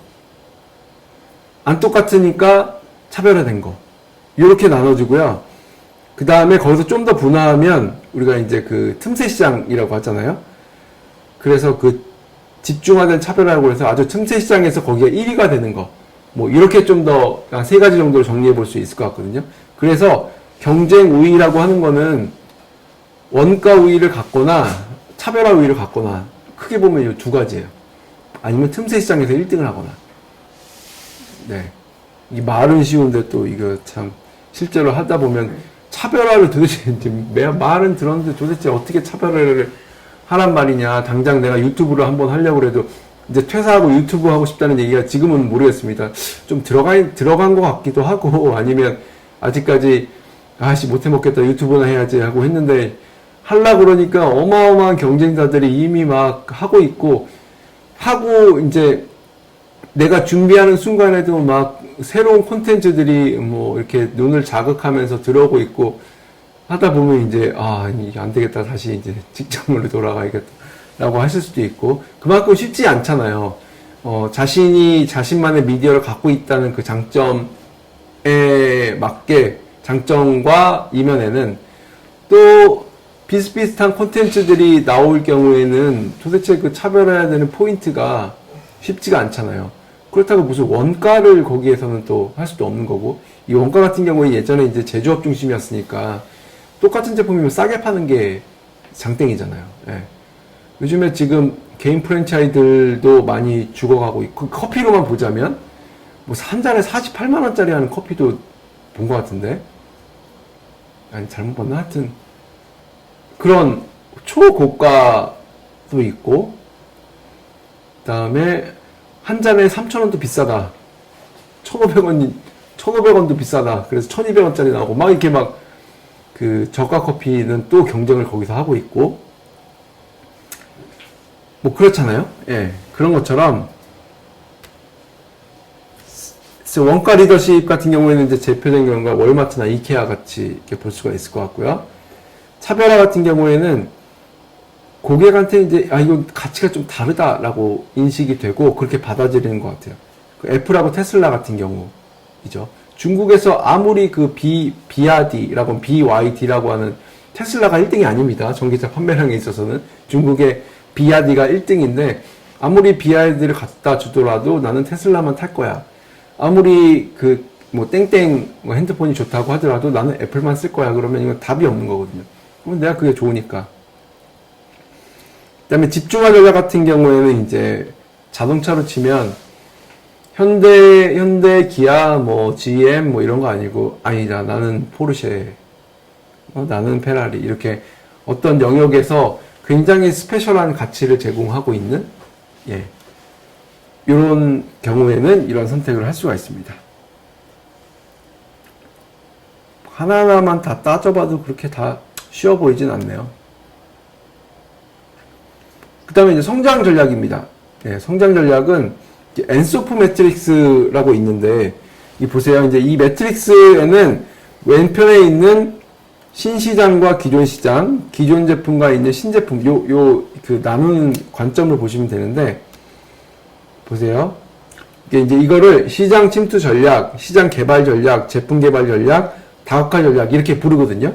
이거를 보는 거 보세요. 제일 쉬운 거는 그림으로 다시 돌아가서 기존 제품으로 기존 시장에서 열심히 하는 거예요. 그 밑에 보면 그게 이제 시장 침투거든요. 우리가 만약에 커피를 하고 있어요. 동네에서 개인 뭐 협동조합도 커피가 많이 있으니까 협동조합도 이제 커피를 하고 있는데 그 시장에서 계속 어떻게 해서든 그 확대해 나가려고 하는 게 이제 기존 시장에서 기존 제품으로 하는 거예요. 근데 똑같이 커피야. 이제 커피는 이제 하나의 제품이라기보다는 이제 카페라는 어떤 집합체라고 이제 이해를 할게요. 그 카페가 새로운 시장을 개발을 해. 근데 그 시장이 우리 지금 서울에서 하고 있는데 보니까 이제 서울에서 성공을 해서 아니다. 지금 블루빈스인가? 아니 이런 분들이 부산에서 시작한 어떤 분들이 있어요.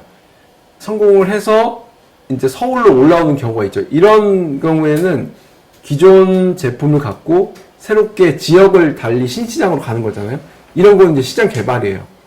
아니면 오프라인에서 온라인으로 가는 경우, 이것도 이제 시장 개발이에요. 이해가 되시죠? 다음에 이제 신제품 관점으로 볼게요. 우리 카페를 하고 있었는데 카페를 하다 보니까 뭔가 이렇게 시너지가 있어서 베이커리만 전문적으로 해서 출시를 하려고 해. 그러면 이제 신제품이에요. 물론 시너지도 있지만. 그러면 그 신제품을 갖고 기존 카페하고 결합을 해. 이게 이제 그럼 제품 개발이 되는 거고요. 그 신제품을 갖고 새로운 시장으로 나가. 그럼 이게 다각화가 되는 거예요. 우리가 베이커리를 새로 해서 하고 있다가 너무 열심히 잘해갖고 이제 베트남 시장에 진출을 해야겠다. 이건 이제 다각화가 되는 거예요. 이해가 되시죠? 신제품, 기존 제품, 신시장, 기존 시장 이렇게 이제 하는 게 따라서 전략이 각각 침투, 개발, 제품 개발, 다각화 이렇게 나눠져요. 그러니까 이제 성장을 하려고 할 때 어떤 방식으로 하게 될 때 이런 어떤 뭐라 그러나 이 구조화된 관점을 갖고 있으면 이렇게 좀 더 쉽게 접근할 수가 있어요. 대부분 성장을 하려고 할 때 요 시야를 계속 좁히거든요. 내가 하게 되면 이거 갖고 이제 매장을 하나 더 내는 정도를 생각을 하거나 라인업을 추가시키는 정도로 생각할 수 있는데 이런 관점을 하게 되면 새로운 시장의 눈이 열리게 되는 거죠. 예. 이해가 되셨죠? 자, 그 다음에 이제 경쟁 위치에 따른 전략으로 또 나눌 수 있습니다. 선도자 전략은 1등이 이제 계속 이제 방향 확정해서 나가는 거고요. 도전자 전략은 2, 3위 기업의 공격적인 이제 성장 전략이고, 추종자 전략은 선도 기업의 전략을 모방을 해서 안정적으로 성장하는 추구 전략입니다. 그래서 예전에 제가 현업에 있을 때 그때 유명한 책이 하나가 있어요. 패스트 세컨드 전략이라는 게 있었어요. 이거는 자기가 1등을 하는 게 아니고 1등이 하는 걸 보고 있다가 얘네들 이렇게 하니까 되겠네 해갖고 똑같이 카피해. 거의 비슷하게 만들고 그 가격을 좀 싸게 해. 그래서 하는 전략이거든요. 이것도 전략 중에 하나예요. 그 이제 패스트 세컨드 전략이라고 합니다. 어떻게 보면 뭐 이걸 그렇게까지 부를 수 있을 것 같지만 어떤 기업들은 그런 걸 되게 잘 하고 있죠. 예. 그다음에 틈새 전략 같은 경우에는 이제 특정 세그멘트에 집중해서 경쟁을 좀 회피하는 경향을 갖고 있는 거예요. 저는 사회적 가치가 이런 것도 되게 좋을 것 같다는 생각을 해야 돼요. 왜냐하면 사회적 가치는 실천은 대부분 인식상에 돈이 안 된다고 생각하기 때문에 그냥 버려버리거든요. 시장을. 장애를 갖고 계신 분들을 위해서 아니면 소외된 사람들을 위해서 그분들이 원하는 제품과 서비스를 적절하게 공급하는 게 원래 정부의 역할인데 정부에서 하는 역할을 우리 사회적 경제들이 받아서 이제 시작했던 게 이제 사회적 기업들이고 그게 영국에서부터 시작이 된 거잖아요. 그러면 그 사람들이 하고 있는 그 특정 세그멘트는 잘 집중을 안 해요. 돈이 안 된다고 생각하기 때문에. 그렇지만 그런 이제 정부의 다양한 지원 사업들이나 이런 것들을 활용을 해서 이 시장에 진출한 것도 굉장히 의미가 있으면서 비즈니스가 되는 거죠. 네. 아름다운 가게 제가 있었을 때 이 재활용 가게 비즈니스도 그랬어요. 네. 그렇게 해서 시작이 됐고, 전 강의에 설명드렸던 시각장애인을 위한 어떤 제품과 서비스, 이런 것들도 처음에는 무료로 할 수 있지만, 적절하게 비용을 받으면서 하게 되면 그분들이 갖고 있는 시장이 있잖아요. 한번 그런 거 고민해 본 적 있으세요? 우리나라의 시각장애인들이 얼마나 될까? 예를 들면 100만 명이라고 쳐볼게요. 뭐 제가 정확한 수치는 모르지만, 그럼 100만 명이라는 시장이 있는 거잖아요. 그러니까 그분들을 시장이나 돈으로 본다는 얘기가 아니고 그분들이 원하는 제품과 서비스에 생활에 필요한 것들이 되게 많을 거란 말이에요. 우리가 관심을 안 가져서 그렇지. 마찬가지로 발달장애나 ADH, 요즘에는 ADH, 성인 ADH 많단 말이에요. 그분들이 갖고 있는 어려움들이 있을 거고 그분들이 필요한 제품과 서비스가 있다고 그러면 그 사람들을 위해서 하고 있는 제품과 서비스에는 경쟁이라는 것 자체가 별로 없단 말이에요. 지금은. 그럴 것 같지 않으세요? 그런 관점으로 사회적 가치를 실현하는 방법을 고민해 보시면 굉장히 좋지 않을까 싶어요. 물론 제가 이렇게 쉽게 얘기는 하지만 그 과정에서 또 얼마나 많은 어려움들이 있겠습니까? 하지만 그 틈새 전략을 설명드리면서 그렇게 사람들이 관심을 갖지 않은 그 전략, 그 시장에 들어가서 그 고객들의 페인 포인트, 아파하는 부분을 충족시킬 수 있는 것도 좋은 전략이라는 것을 말씀드리려고 하는 겁니다. 이게 사례가 없는 게 아니에요.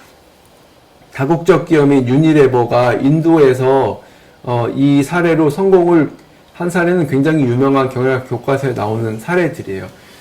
아시겠지만 인도에는 여러 가지 이제 다양한 어려움 등으로 위생이 잘 확보되지 않은 상태였어요. 물도 그렇고 아니면 이런 용품들, 우리가 흔히 그 사용하는 비누나 아니면 샴푸 같은 것도 그 사용하기에 용이치 않은 구조였는데, 그 인도에 하루에 그 벌어들이는 돈이 3달러가 안 된다고 들었거든요. 지금은 더 높아졌을 수 있지만, 그러면 그 사람들한테 도대체 뭐 어떻게 팔아야 되냐 이렇게 생각할 수 있는데, 전략을 바꿔서 유니레버가 이런 통 단위로 선진국에서 파는 것처럼 그렇게 파는 게 아니고, 그분들이 쉽게 쓸 수 있도록 일회용품, 뭐 일회용 비누라든가 이렇게 얇게 슬라이스 친 거 있잖아요. 아니면 일회용 샴푸, 이런 식으로 그분들이 감당할 수 있는 그 범위 안에서 제품을 만들고, 그거에 그치는 게 아니고 그 주부들이나 이런 분들을 활용해서 같이 협력을 해서 위생 교육을 해서 이런 제품들을 쓰는 게 여러분들의 질병을 예방한다라는 캠페인을 같이 지속을 해서, 이런 빈민국이나 아니면 우리가 소외돼서 버렸던 시장들에게도 충분히 사회적 가치나 시장성이 있다는 것을 증명된 사례가 있거든요. 그러니까 이 틈새 전략도 잘 활용하시면 좋을 것 같다는 생각이 듭니다. 네. 자, 실용적 전략 수립 방법론과 사례를 말씀드리고, 그 다음에 이제 과기업 우수 사례 간단히 설명드리고 마치도록 하겠습니다. 이 수립 프로세스라는 거는 제가 해보니까 대부분 비슷한 것 같아요. 네, 현황을 분석하고 목표를 설정한 다음에 전략을 만들어서 그다음에 실행하고 모니터링하고, 뭐 어느 그 업무를 가더라도 이 기본적인 프로세스는 변하지 않는 것 같은데, 그 현황 분석, 우리는 어디에 있는가를 이제 보는 거죠. 그 내부 역량을 분석을 하고, 그다음에 외부 환경, 그다음에 이제 간단한 수합 분석, 이런 것들은 기본적으로 우리 기업 활동을 하면 다 대부분 하는 거잖아요. 비전하고 목표 설정, 어디로 가고 싶은가입니다. 그 이제 조합의 존재, 이건 이제 미션이지만 미션과 추구하는 가치를 정의하는 게 첫 번째고요. 그 다음에 3년, 5년 후에 바람직한 모습을 비전으로 수립을 하고, 그 다음에 이제 이거에 따른 전략적 목표를 SMRT라고 해서 이제 구체적으로 뭐 측정 가능하고, 이런 찾아보시면 이런 내용들이 있는데, 목표를 세울 때 너무 중복되거나 그러면 이게 목표가 목표다울 수 없으니까 이제 이런 방법론들이 나오는 것 같아요. 그 다음에 재무적 목표나 비재무적 목표. 아까 제가 좀 전략이 없다고 하긴 했지만, 그분들이 비전에 따른 비전 목표를 잘 수립하셨잖아요. 직원은 몇 명이 되면 좋겠고, 매출과 해외지사 수립, 이런 것들이 되게 잘 적절히 이제 안배가 돼서 목표가 설정이 된 거죠. 다음에 이제 어떻게 목표에 도달할 것인가에 대해서는 이제 전략 방향인 거죠. 이제 어떤 사업을, 영역을 우리가 집중할 것인가, 우리의 차별화 포인트는 어떤 것인가, 어떤 협력을 가질 것인가, 라고 해서, 그 다음에 어떻게 자원을 배분할 것인가가 이 전략 방향에 들어가야 됩니다. 그 다음에 이제 과제를 설정을 하고 실행 계획이 이제 들어갑니다. 이제 그러면 어떻게 쭉 1년에 지금까지 계속 설명드렸던 그런 이제 실제로 이제 실행을 하고, 그다음에 담당자와 일정과 자원과 목표 설정과 이런 것들을 쭉 하고, 사업 평가를 하고, 그다음에 이제 모니터링하고. 그러니까 이런 게 없으면 평가도 못 해요. 목표하고 전략에 또 없는데 어떻게 평가를 해요? 네, 그래서 이런 과정들을 쭉 이어나가는 게 이제 전략 수립. 그러니까 사실 전략 수립이라고는 하지만 어떻게 보면 기업 최고의 미션부터 해갖고 전략까지 쭉 이제 경영 활동들을 간략하게 정리한 거라고 볼 수 있을 것 같습니다. 자, 이게 중요한데, 이제 말로만 떠드니까 그럼 도대체 이걸 어떻게 하란 말이냐. 여러분들도 한 번씩은 사업계획서를 다 쓰시고 협동조합을 설립을 하셨으니까 당연히 사업계획을 쓰셨을 거고, 지원사업을 공모할 때 또 쓰시고 지금도 쓰시고 계신 분들 있으실 텐데, 실제 이제 저희가 저희 이제 수행사인 나비 프로젝트에서 했던 사례 중에서 제가 진행했던 중에서 좀 포맷하고 이런 게 잘 정리된 게 있어서 한번 소개를 해드리려고 합니다. 여기는 마을기업이었고요, 협동조합이었어요. 그래서 그 제도약 전략을 수립하는 컨설팅을 저희가 진행을 했었고, 그 진행 프로세스는 이렇습니다. 경영 진단을 하고, 그 다음에 내부 역량, 그 다음에 마케팅 방향을 해서 어쨌든 재도약을 할 수 있는 전략을 수립하는 그 과업이었거든요. 그것을 보시면 좋을 것 같습니다. 그래서 처음에 이제 현황 분석이라는 게 있었고요. 지금 제가 앞에서 이론으로 설명드렸던 것처럼, 그 다음에 내부 역량을 분석을 해서 어떻게 그러면 마케팅과 재도약을 할 것인가에 대해서 제가 솔루션을 제안해드리는 컨설팅을 진행을 했습니다. 구체적인 항목을 지금 다 말씀드리지는 않을 거고요. 제목과 어떻게 분석을 했고, 아, 이렇게까지 이제 구체적으로 들어가서 할 수 있구나, 이런 그 느낌을 보시면 좋을 것 같아요. 자, 사전 경영 진단입니다. 개요입니다. 뭐 매출은 어떻고, 그 다음에 어떻게 돼서 이런 마을 기업이 세워졌다, 주요 사업은 뭐다, 이런 현황을 파악을 하고, 그 다음에 대표자나 아니면 물적 자원이나 아니면 지적 자원, 재무 자원들, 이런 것들이 이제 다 확인을 합니다. 그래서 조합원들이 누가 어떤 역할을 하고 있는지, 그 다음에 왜 지금 재도약을 할 수밖에 없었던, 처음에 이제 처음 그 차시로 돌아가면 그 반드시 성공을 해야 되는 이 임진왜란에서 절체절명의 순간이 있었잖아요. 이런 것처럼 우리 협동조합이 재도약이 왜 반드시 필요하고 지금 도약을 해야 되는가에 대해서 이런 어려운 원인들, 그 다음에 기존에 했던 노력들을 한번 점검을 해보는 거죠. 그 다음에 목표를 설정을 하고, 그 다음에 이렇게 해줬으면 좋겠다라는 요청사항도 파악을 하고, 다른 다양한 이해관계자들의 의견도 들었습니다. 뭐 담당 주무관의 의견도 들었고, 그 사람이 생각하는 어떤 이런 문제점과 현황에 대해서 듣고, 그 지원센터의 얘기도 들어보고, 그래서 이렇게 쭉 평가를 해보니까 컨설팅 준비 정도나 아니면 목표나 효과성 이런 것들이 어떻다라고 이제 평가를 하게 되고, 사전 경영 진단에서는 아, 이런 것들이 좀 필요할 것 같다라고 이제 도출한 거죠. 그 내부 영상 역량을 구체적으로 분석을 해보았습니다. 그래서 재무 분석, 3개년 동안의 매출, 영업이익, 그 다음에 수지 분석과 손익 분석을 했고요. 그 다음에 이 비즈니스 모델이 그러면 문제가 있는 게 아닌가? 아니면 어떤 현황을 갖고 있는지, 이런 것들에 대해서 다 파악을 해봤습니다.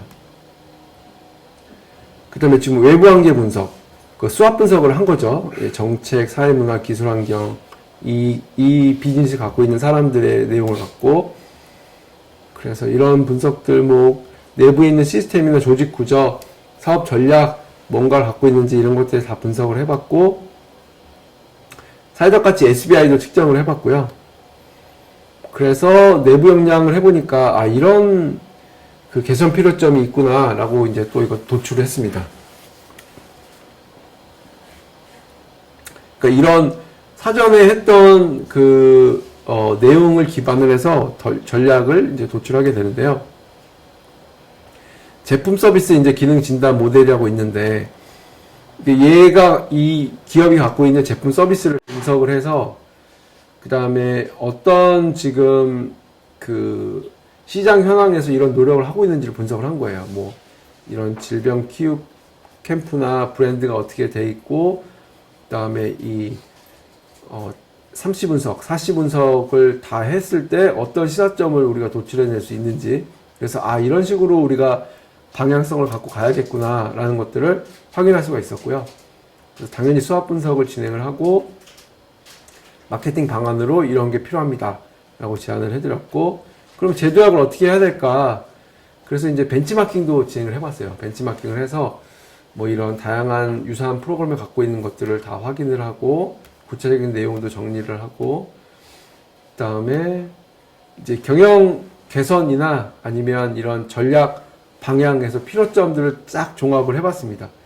굉장히 많은 것들을 이제 다 다각적으로 분석을 해서 종합을 해서 여기서 이제 나온 거죠. 이제 실행할 때 핵심 전략, 개선 과제하고 이제 이런 전략들이 뭐 수익 모델이 지금 다변화가 필요하다, 전국 단위의 체험 프로그램이 필요하다, 그다음에 마케팅 브랜딩 강화가 필요하다, 뭐 이런 여러 가지 이제 방향성들이 나온 거죠. 그래서 구체적인 과업을 설정을 하고 계획들을 제안을 했습니다. 네, 보면 사실은 어떻게 보면 이런 과제들을 도출하고 한 게 요 한 장을 위해서 한 건데, 이 한 장이 나오기 위해서 기존 것들이 다 이제 적절해야 되고 합리적이어야 되고 이런 게 있는 거죠.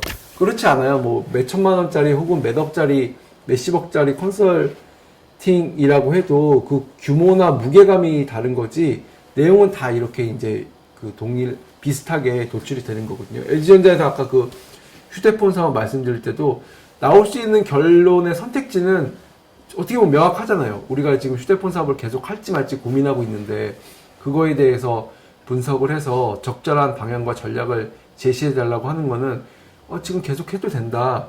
그 대신 계속 하려면 뭐가 있어야 된다. 아직 이거는 더 이상 우리가 경쟁 우위가 없다. 그만해라, 접어라. 그리고 이 자원을 다시 어디로 해라. 뭐 이런 식으로 몇 가지가 나오는 게 그 결과로 나온다 그러면, PPT를 따지면 그 나오면 두세 장 정도로면 정리가 될 수 있는 사안이잖아요. 물론 구체적으로 더 이제 드랍다운을 할 수도 있지만, 그렇게 하기 위해서 얼마나 많은 이제 생각과 고민들을, 사실 이제 장표로 제가 표현을 했지만 머릿속에 있는 것들을 그 짧게라도 그 정리를 하시면 이런 전략을 도출할 때 많은 도움이 되실 것 같습니다. 네, 이렇게 이제 사례까지 말씀을 드렸고요. 다음에 마지막으로 우리 과학기술인 협동조합 우수 사례를 좀 한 번 더 말씀을 드리고 마무리하는 걸로 하겠습니다. 과학기술인 협동조합의 주관 하에 이제 저희가 지금 이 프로그램을 진행하고 있고요. 잘 아시겠지만 과학기술인 협동조합은 이공계, 그러니까 협동조합으로 설립된 협동조합들 중에서 이공계 인력이 50% 이상이 참여를 하시거나 과학기술 관련 서비스를 하시는 분들이 등록을 하시면 저희가 그것에 대해서 이제 과학기술인 이 과기부 사업이거든요. 그래서 이제 활성화하기 위해서 이제 과기부가 노력을 한다고 보시면 되는 거죠. 네. 그래서 우리 과기업 중요한 게 이제 어떻게 보면 저희 협동조합 입장에서는 지원 혜택들이잖아요. 제일 큰 지원이 이제 사업화 지원 사업이라고 있습니다. 매년 2월달 정도에 공고가 돼서요. 각 한 6개 내외의 협동조합을 선정을 해서 사업화하는 데 도움을 주는 거예요. 말 그대로 3천에서 5천만 원. 그래서 이런 교육들을 들으시고 우리가 이제 협동조합 과기업 이것이거나 아니면 등록을 안 하셨다면 등록을 하셔서 이런 혜택을 누리시면 좋을 것 같고요.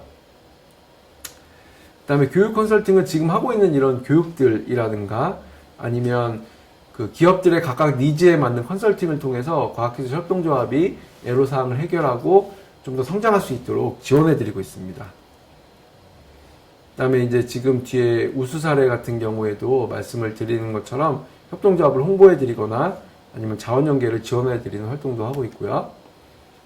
자, 우수 사례를 몇 가지 소개해 드리고 네, 마무리하도록 하려고 하는데요. 먼저 소재 부품 장비 협동조합입니다. 이 협동조합은 그 대전에 있는 40명 이상의 박사님들이 아주 모여서 만든 협동조합이고요. 핵심 기술은 이제 UV LED 조명이라는 것을 사회적 문제를 해결한 사례입니다. 지금 그러니까 인공 햇볕을 만들어서 공간에 제시를 해주겠다라는 거고요. 인공 햇볕이 누가 필요할까라고 보면 그 지하나 이렇게 볕이 들지 않는 곳에 살고 있는 어르신들이나 아이들이 그 인공 햇볕을 통해서 신체적으로 어떤 이렇게 우울감 해소나 아니면 이렇게 건강상에 도움을 줄 수 있는 이런 것들을 이제 이 협동조합에서 진행을 하고 있고요. 진짜 말 그대로 과학기술을 활용해서 사회적 가치를 실현한 사례라고 볼 수가 있는 거죠. 좀 잘 아는 사례로 스마트팜 협동조합 같은 경우에는 이 먹거리, 농업하고 그 과학기술이 결합된 사례입니다. 이 뒤에 있는 것을 보시면 좋을 것 같은데, 이 워터웨이, 지능형 제어 장치, 뭐 수직 재배 트레이, 그다음에 뭐 IoT, 빅데이터라는 이제 과학기술 관련한 다양한 것들이 조합이 돼서 우리가 보통 생각하는 일반의 농업이 아니고 실내에서나 아니면 이렇게 스마트하게 실내나 실외 어디에 관계없이 그다음에 이런 과학기술을 활용해서 그 인력을 많지 않더라도 효과적으로 작물을 키울 수 있는 방법들을 연구하고 있는 협동조합입니다. 그 다음에 IT로 시각장애인 사회적 협동조합은 그 시각장애인 도서 가뭄을 해결하는 IT 기술, 이렇게 이제 좀 컨셉을 명확히 하셨는데, 시각장애인들이 뭔가 콘텐츠를 즐기고 싶어도 이게 좀 여의치가 않잖아요, 일반인들에 비해서. 그래서 어떤 일을 하고 있냐면, 그 시각장애인들이 책을 더 쉽고 빠르게 읽을 수 있도록 이북으로 만들어 주신다고 합니다. 그래서 시각장애인들이 선호하는 도서를 자원봉사자들이 협력을 해서 이북으로 이제 그 책을 읽을 수 있도록 온라인 도서관에 이렇게 이제 서비스를 만들어서 하고 있는 사례입니다. 그래서 이분들이 이제 시각장애 청소년들을 위해서 과학기술 교육을 준비 중이라고 합니다. 그래서 이 좀 관심이 덜 받고 있는 이런 장애를 갖고 있는 분들한테 과학기술이 협력한 사례에서 굉장히 좋은 사회적 가치를 창출하고 있다고 생각됩니다. 그다음에 더 공감 협동조합인데요. 이분들은 이제 컨셉이 취약계층, 그 다음에 과학기술은 AR, VR 교육, 제공하는 서비스는 직무교육 서비스, 이렇게 보시면 될 것 같아요. 그러니까 컨셉이 그 취업이나 창업시장에 들어가기 어려워 하시는 취약계층 분들에게 그 직무교육을 통해서 그분들이 이제 진입할 수 있도록 도와준다는 컨셉이거든요. 그래서 그 기술이 이제 AR, VR인 거고요. 네, 이런 뭐 박람회장, 도슨트 프로그램 이런 콘텐츠를 통해서 사회 재진입 교육, 경력자들 여성을 위한 이런 것들이 이제 진행을 하시고 있다고 합니다. 저는 이제 마지막 사례가 좀 되게 좋아 보이는데요. 장애인분들도 그 생활하시는데 여러 가지 어려움들이 있다고 하잖아요. 어떤 제가 협동조합 갔을 때 하시는 얘기가, 그 발달장애가 있는 아이들이 이 병뚜껑을 따는데 엄마가 한 2만 번은 얘기해야 그거를 할 수 있다고 이렇게 얘기를 하시더라고요. 근데 이제 이런 가족들이 전적으로 그 부담해야 되었던 어떤 이런 부분들을 이런 협동조합이나 기술들을 통해서 그분들이 자기의 일상을 자기가 스스로 해낼 수 있도록 도와주는 이제 생활 적응 훈련 콘텐츠를 이런 서비스를 통해서 진행을 하고 있고 개발한다고 하시니까 굉장히 좋고 꼭 필요한 서비스라고 생각이 듭니다. 네, 마지막으로 저희 과학기술 협동조합 등록을 하시려면 저희 secop, setcop.net에 들어가셔서 거기 이제 과학기술 협동조합 등록이라는 배너가 있거든요. 거기 클릭하셔서 내용 확인하시고 그 다음에 이제 저희 그 작성을 해주시면 저희가 검토를 하고 연락을 드리도록 하겠습니다. 네, 그래서 오늘 그 사업 전략, 우리 그 협동조합 운영하시는 분들 굉장히 많은 어려운 가운데 있고 또 시시각각 지금은 편하다기보다는 큰 문제가 없어 보여도 내일 그리고 또 내후년은 어떻게 될지 모르는, 경영이라는 게 그렇잖아요. 항상 이제 긴장의 끈을 놓칠 수 없는 그런 일인데, 그때 올바른 방향을 찾고 가는 어떤 사업 전략에 대해서 오늘 좀 짧지만 간략히 말씀을 드렸고, 과학기술 협동조합 소개와 우수 사례를 소개해 드렸습니다. 저희 과학기술 협동조합 그리고 협동조합들이 계속 성장과 발전할 수 있도록 저희 과학기술 협동조합 지원센터에서 앞으로도 계속 노력을 할 예정이고요. 여러분들의 기업 활동을 응원하도록 하겠습니다. 오늘 교육 참여해 주셔서 감사드리고 오늘 강의 여기서 마치도록 하겠습니다. 감사합니다.